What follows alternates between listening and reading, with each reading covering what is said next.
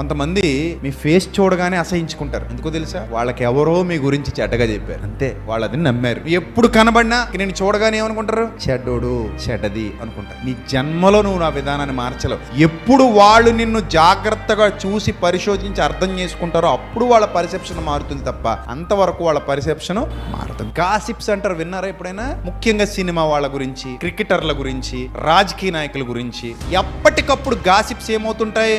Run అవుతూ ఉంటాయి. మీరు చదివేస్తారు, చదివేసి ఏమైపోతారు? ఫిక్స్.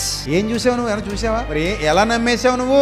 యూట్యూబ్ లో ఎవరో పెట్టారండి, నాకు ఎవరో వాట్సాప్ లో పంపించారండి. అంటే వాట్సాప్ యూనివర్సిటీలో వచ్చేవన్నీ నమ్మేస్తావా? నమ్మేశానండి. ఇలా ఎన్ని నమ్మేస్తారు? అంటే ప్రజల్ని గలిబిలి చేయడానికి రకరకాల అబద్ధ ప్రచారాలు చేసి మంచిని చెడును మంచిగా చూపించేటువంటి సమాజంలో మనం ఉన్నాం. మీ పర్సెప్షన్ మార్చుకోకపోతే చాలా మంది విషయంలో ఇలాగే మీరు ఏమవుతారు? మోసపోతారు. అందుకే కనిపించే ప్రతిదాన్ని వెంటనే స్వీకరించేయకూడదు.